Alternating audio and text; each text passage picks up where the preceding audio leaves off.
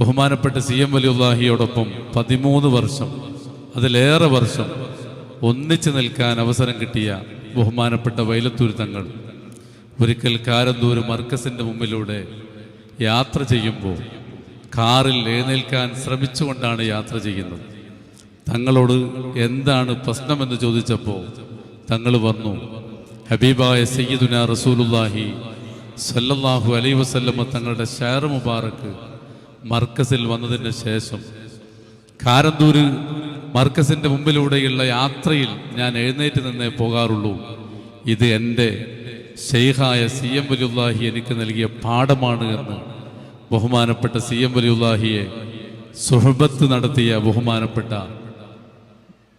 വൈലത്തൂർ തങ്ങൾ പറയുകയുണ്ടായി.